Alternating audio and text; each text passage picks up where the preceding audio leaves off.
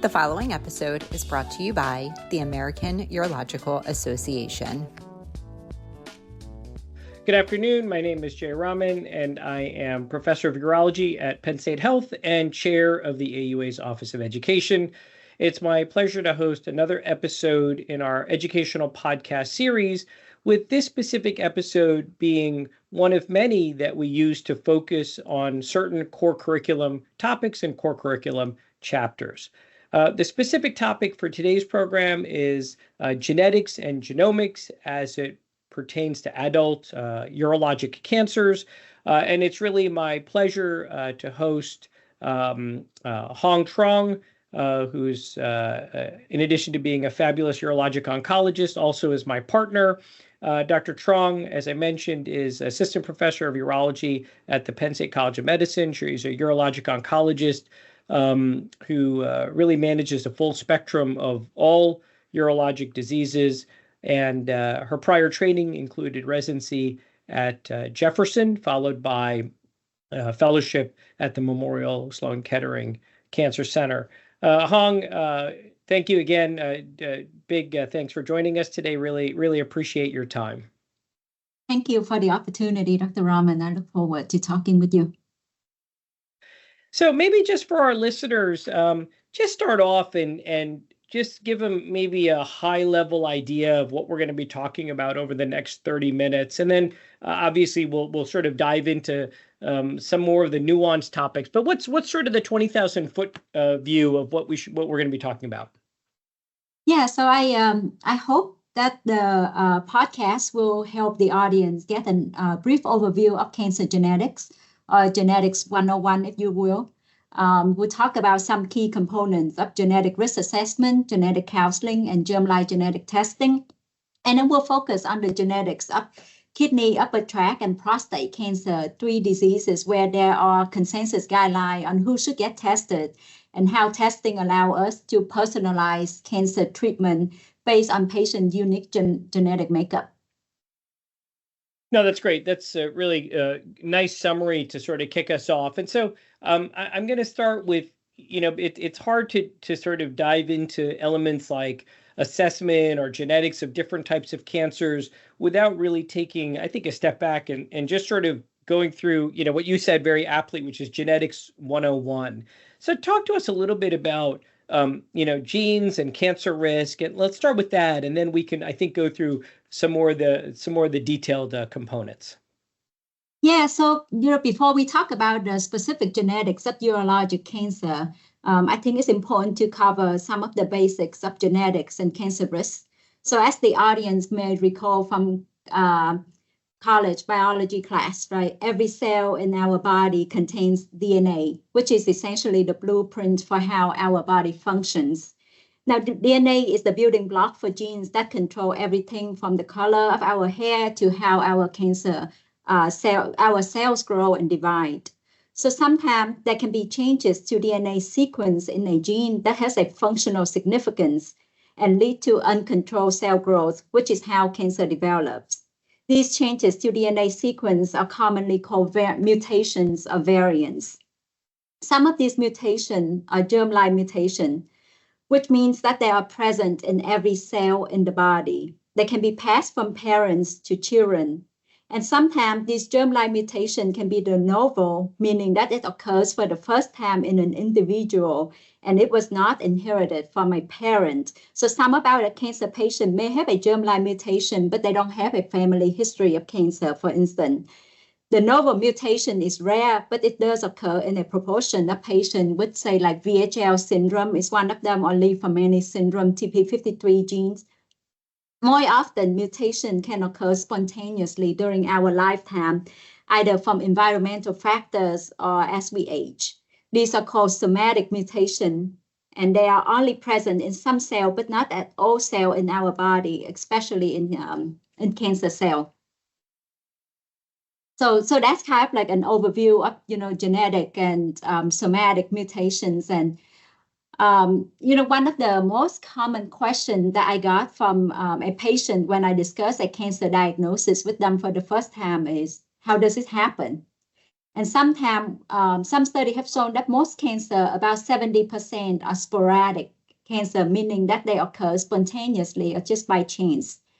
As we know, the risk of sporadic cancer can go up with certain risk factors such as environmental, lifestyle, aging, or other medical factors. About 20% of cancers are familial cancer, meaning that the cancer can occur within a family more frequently than would be expected by chance. And about 10% of cancer are inherited or hereditary cancer. That means that these cancers are caused by a genetic mutation that can be passed from parents to their children. These cancers have a monogenetic cause, such as VHL or Lynch syndrome, which we'll talk about in a little bit. So I think one of the question that often comes up is, and talk to us a little bit about this, genetics and genomics. I feel like this is a term that in some cases gets very confused when people talk about genetic testing and when people talk about genomic testing. Can you just sort of, you went through so nicely genetics and you talked about inherited versus somatic mutations. Just briefly for our audience, just sort of explain the difference between genetics and genomics. Yeah, so, a lot of the time we use genetics and genomics interchangeably, but there are some subtle differences. So when we talk about genetics, we typically, so kind of like genetic is the tree and genomic is the forest, So genetics is a study of a genes. We study about heritability. Usually it's monogenic genes that we talk about how the gene functions, how the gene change.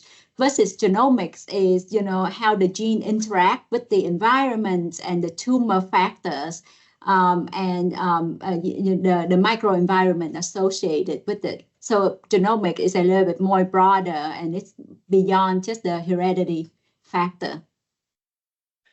No, that's helpful because I think you are right. I think, in many cases, the terms are used interchangeably, and you gave a very nice explanation of the difference between those two.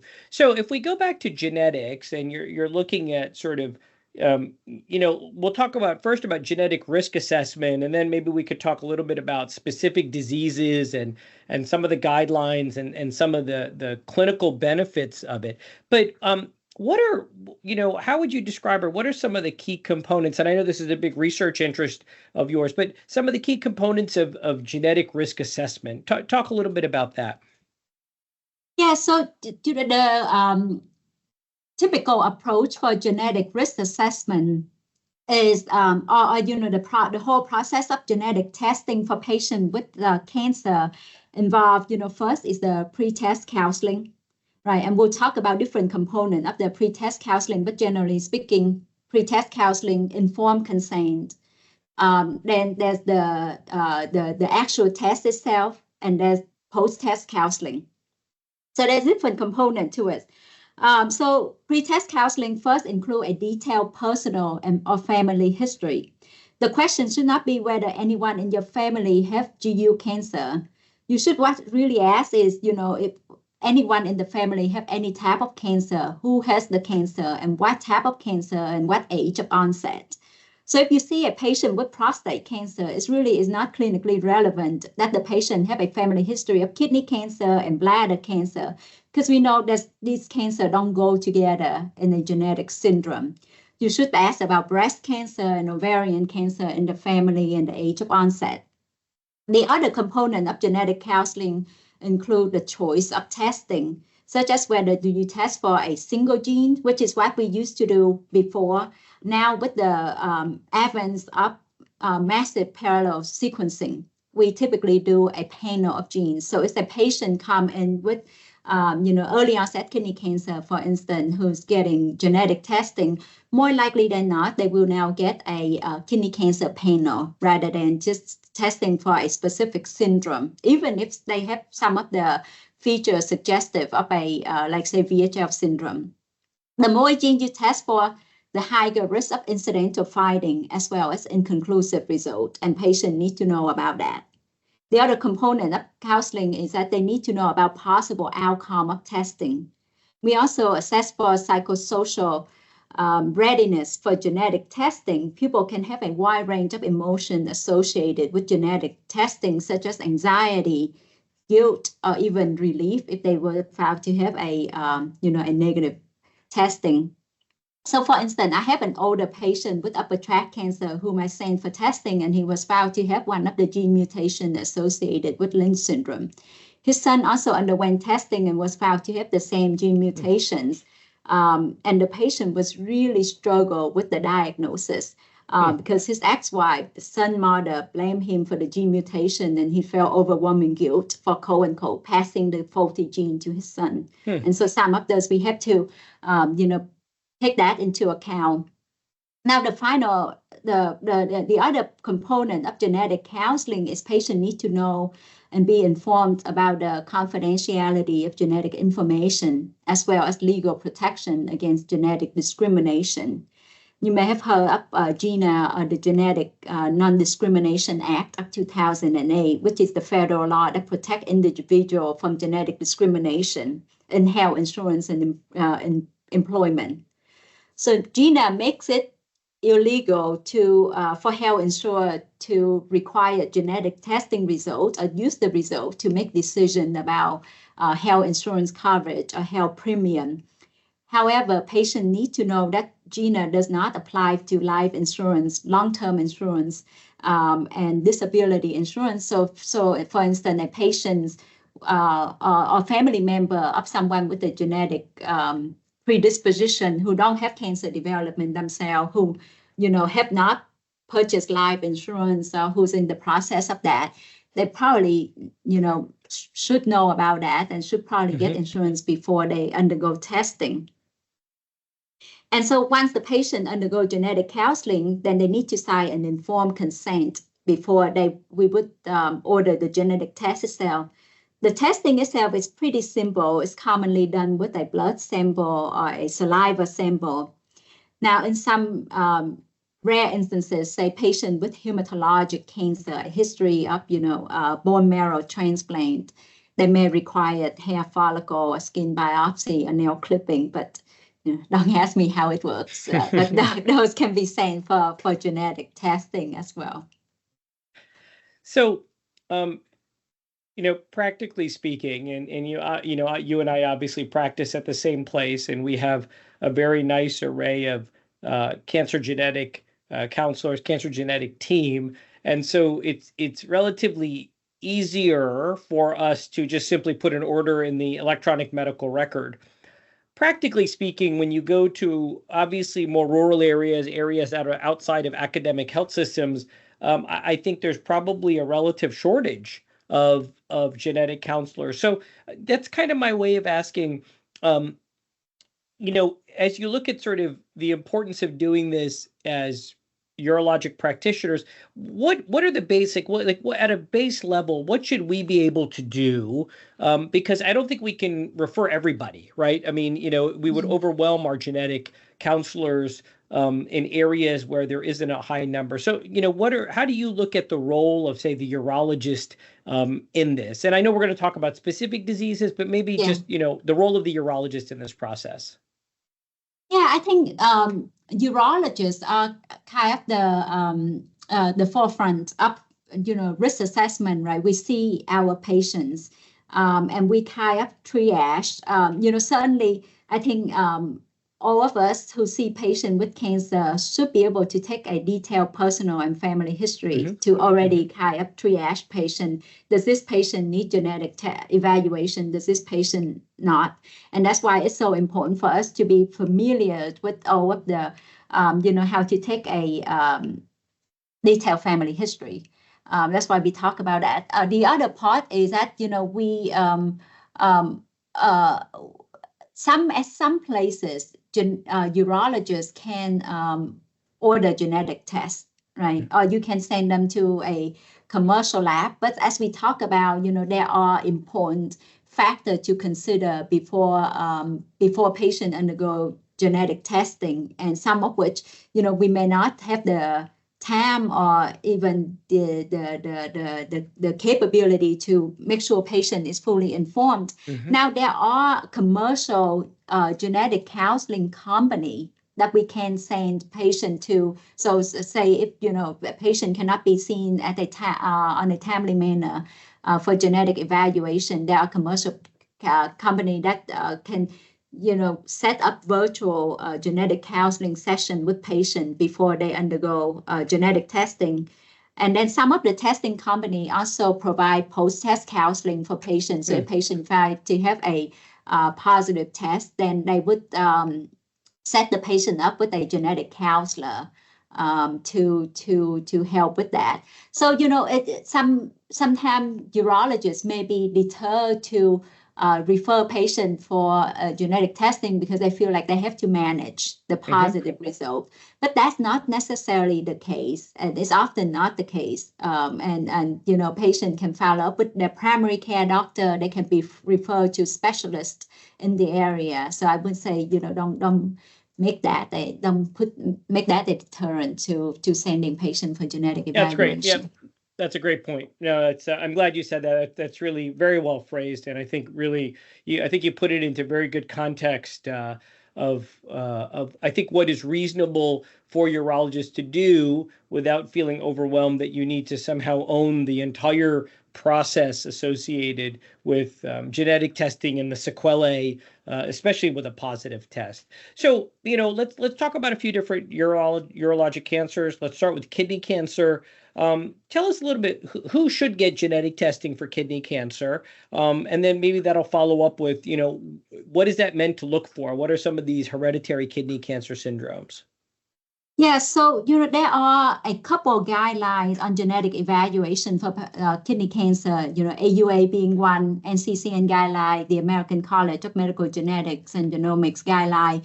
But it's generally accepted that patient with early onset kidney cancer, anyone with age of diagnosis earlier than 46, but the American College of Medical Genetics and Genomics even lower, make that a little bit less. So anyone younger than 50 with a kidney cancer diagnosis can be referred for a genetic evaluation. Anyone with bilateral or multifocal kidney cancer, or those with histologic findings suggestive of a genetic syndrome, should undergo genetic evaluation. So some of the pathologic findings are now pathologists are very good about pointing out whether or not the kidney cancer have syndromic features, say SDH or FH deficient RCC. Those are the hallmark of hereditary leiomyomatosis RCC and SDH syndrome. So broadly speaking, those are the patients. If urologists can just send those three group of patients to for genetic evaluation, will make a pretty major advancement. And then and you've outlined very nicely who should get tested. What are we looking for? So those that get tested, obviously, I think we're trying to identify hereditary kidney cancer syndromes, mutational profiles. So tell us about some of those, and then how does this genetic evaluation actually fit into treatment? So not just diagnosis, hey, you have this mutation with this gene, which puts you at this, but how do we use this in practice? Yeah, that's important. So, used to be that there was only a couple genes and syndrome associated with hereditary kidney cancer syndrome. But now we know that there's at least about 17 or so genes associated with inherited kidney cancer, which amount to about 8 known cancer syndrome, VHL, Birt-Hogg-Dupé, BAP1 cancer syndrome, HRCC, HBRC, and I'm sure there's a couple that I did not mention.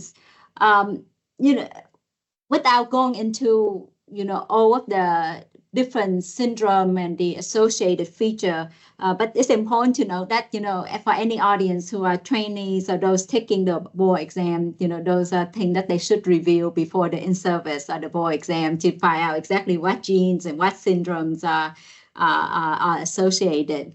But in terms of how that piece of information translated into precision oncology management for our patient with kidney cancer, number one, it does impact how we approach surgery, right? So in a patient who we see, say, like recently I saw a young man with bilateral kidney tumors. That was pretty deep and looked pretty concerning. Those patients, I tend to expedite their genetic evaluation because I wanted to know if they have a predisposition syndrome. And we'll talk about the medical management of that in a little bit. But, I like to have that piece of information before surgery. It also does impact how the extent of surgery that I'm going to do. So some of the cancer syndrome like VHL, we know that those patients tend to develop so much kidney tumors over their lifetime. And if we try to do aggressive resection, they're going to be left anephric pretty soon. So those patients, we can do enucleation, right? And we know that the 3 centimeter rule is actually from a lot of observation surveillance for patients with VHL, where we know that less than 3 centimeters is pretty safe to monitor those patients. Now, there are other more aggressive histology like FH deficient kidney tumor, where, sometimes, a lot of the time when patient was diagnosed, they already have advanced metastatic disease with a small renal mass. So if we happen to find a patient with, a small renal mass, but they have FH deficient, they're known to have FH mutations, then those patients, you want to do a more aggressive surgery, either a wider margin or a radical nephrectomy. You don't want to just enucleate those tumors. So that's the piece about how genetic can impact precision surgery, so to speak. Now, in terms of medical management, since 2021, there have been an important development in targeted therapy for kidney cancer, and that is the FDA approval of belzutifan. So belzutifan is an oral HIF-2 alpha inhibitor that's approved for treatment of VHL syndrome-associated cancer. So we're talking about kidney cancer, pheochromocytoma, pancreatic neuroendocrine tumor, nervous system, and retinal hemangioblastoma. So in the trial that led to belzutifan approval in the New England Journal of Medicine, about 50% of patients have partial response that leads to decreased need for tumor-reducing surgery. So that's almost kind of like the holy grail that we're working toward medical management of kidney tumor to avoid surgery. And that in the publication, there was a very nice graph that showed, the extent of surgery that patients go before they go on the medications. And once they start the medication, that number reduced significantly. And the medication is well tolerated. The most common side effect is anemia. And if I recall correctly, only about 3% of patients require blood transfusion. Now, in 2023, belzutifan also have expanded FDA approval for patients with advanced RCC who have previously received and progressed on VEGF and PD-1 and PD-L1 inhibitors. So those are the different, very practical way of how genetic information can impact the patient management. Yeah, no, I think you presented that so nicely. I think obviously as surgeons, we always like to think, how does this information impact our choice of surgery, the need for surgery in some cases. But as you alluded to, I think the exciting part is now the development of medical therapies that really take advantage of specific mutational profiles and really try to target that to hopefully, avoid or maybe at least delay that interval to when surgery may be needed. So let's pivot from kidney cancer. Let's talk, I know about one of your favorite topics, upper tract urothelial cancer. So I know a passion of yours is Lynch syndrome. So talk to us a little bit about Lynch syndrome and upper tract urothelial cancer, and then maybe use that as a springboard to talk a little bit about, guidelines for genetic testing in this patient population, which we don't do very well, frankly, in general, right? I don't think we do a great job with this. So tell us a little bit about that. Yeah, so Lynch syndrome, previously Lynch syndrome is known as, hereditary non-polyposis colorectal cancer syndrome. But it's one of those cancer syndrome that most cancer syndrome move away from a NAM syndrome. But this particular Lynch syndrome is moving away from the previous name because it's not just colorectal cancer alone. It really is a pan cancer syndrome. It's colorectal, endometrial, upper tract, ovarian cancer, pretty much throughout your whole body. Lynch syndrome is an autosomal dominant condition, meaning if you have you only need one copy of the mutation to manifest the syndrome, and almost all patients have a family history. So unlike VHL, where we talked about previously about the concept of de novo mutation, Lynch syndrome tend not to be a de novo mutation. It tend to be more passed on from one family member to the other. It's caused by germline mutation in DNA mismatch repair genes. So we know there are 5 genes implicated in Lynch syndrome, which is MSS2, MSS6, PMS2, MLH1, and IPCAM. IPCAM typically occur with MSS2 deletion, so you don't see a Lynch syndrome patient with just IPCAM mutation. The hallmark for the cancer, as we talk about colorectal and endometrial cancer. So, back to the family history, if you see a patient with urothelial cancer, it's not really helpful to say if anyone in your family had urologic cancer, right? But you should really ask anyone have colorectal or uterine cancer, as well as the type of cancer. Now, despite being a very rare cancer, we know upper tract cancer is rare. It is actually the 3rd most common Lynch syndrome associated cancer. And previously, it's roughly estimated that about 5% of patients with upper tract cancer have Lynch syndrome. But that is likely an underestimate, and probably is more somewhere between 5 to 10% is a more accurate estimate of how much. And it's one of those things, if you don't look, you don't find type of thing. So, until we routinely screen this patient for Lynch syndrome, until we do tumor profiling, we're not going to find it and understand the true prevalence of it. And one of the hallmark of Lynch syndrome is the tumor phenotypes. Lynch syndrome have MMR protein deficient tumor or MSI high tumor. And those tumors are important because, pembrolizumab is the only FDA indicated medications for MSI high or mismatch repair deficient tumor, regardless of where the site of cancer is. It could be, in the prostate, in the upper tract, colorectal, doesn't matter. If patients have MSI high or MMR deficient tumor, pembrolizumab is one of the indications for advanced cancer treatment. So how do we test for this? So, the hallmarks of how we maybe diagnose upper tract is with a ureteroscopic or percutaneous biopsy. Obviously, for those that need surgery, nephroureterectomy or segmental resection. So talk maybe in those different settings, how do we test for it? And it seems like it would be critical to be able to test for it on ureteroscopic biopsy or percutaneous before you've made the decision for surgery, because the testing may inform whether that is the best course of action. So talk a little bit about how do we test for it, just practically speaking.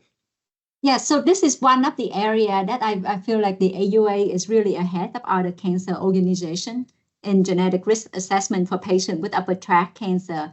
So in the localized upper tract urothelial cancer guidelines, for which you are one of the panel member, the guidelines specifically call for universal tumor testing of upper tract cancer with either immunohistochemical staining or tumor sequencing for mismatch repair protein deficiency and microsatellite instability. So IHC staining is just a matter of staining the tissue specimens for the 4 MMR protein that we discussed about, and pathologists have already done this for other cancer type, and it's cheap. They have the marker available, And just for example, at Penn State, our tumor testing is now approaching close to 100%.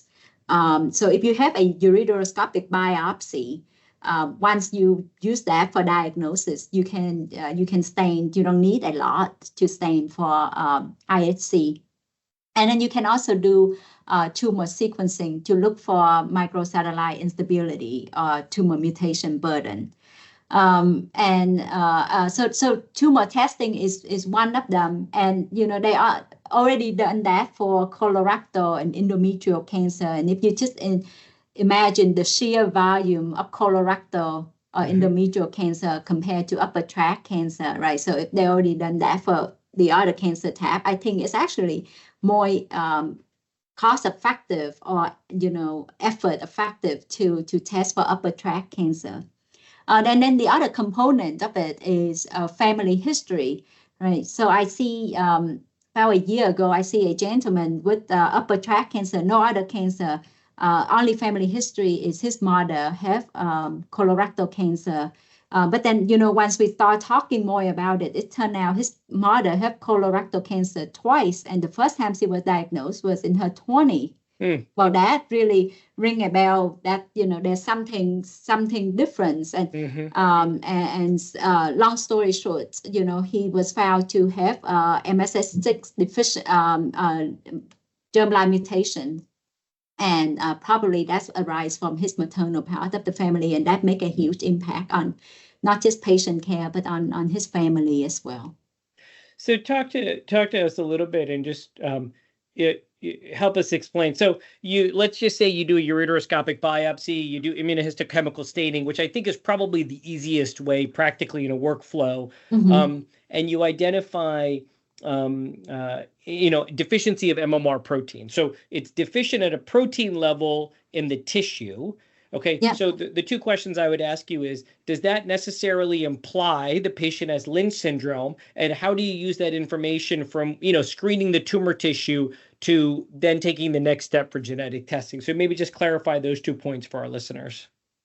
Yeah, so, it's not always true that if patient have an MMR, for the purpose of, just Lynch syndrome screening, I think I'm just happy if people find MMR deficient tumor and send for genetic evaluation without making it too complicated for the general audience. I think if MMR deficient tumor should be referred for genetic counseling, and then they can take care of the testing component.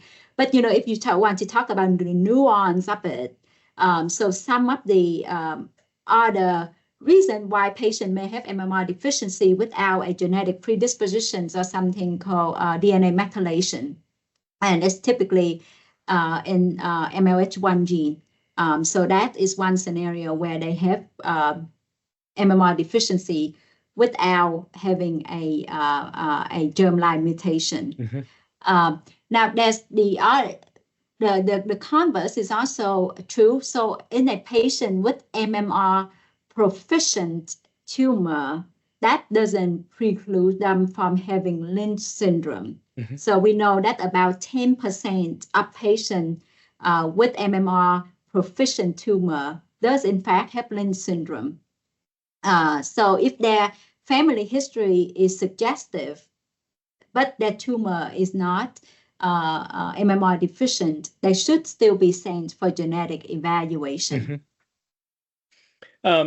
No, that's great. And I think you covered very nicely. There are some nuances to it, but I think as you pointed out, the take home point is, as urologists, when we think about upper tract, we should be thinking about Lynch syndrome. At a minimum, as you've done very nicely here, trying to incorporate a workflow so we can do immunohistochemical staining. One would think that this should already be something, just given the background with colorectal and endometrial malignancies, that this is not, reinventing the wheel, that these are just using existing infrastructures. And then I think at that point, as you alluded to, then relying on our genetic counselors, because as you mentioned, it's not just upper tract, right? If they are testing positive, this is a pan-cancer syndrome, and there are other sequelae and other screenings that need to occur. Well, Hong, I really want to thank you. It's actually been a delight to sort of hear your thoughts on this. Obviously, you do a fantastic job sort of conveying your understanding of the disease, and especially this concept of how genetic testing plays into the role of what urologists need to do when encountering these urologic malignancies. So I do very much thank you for your time.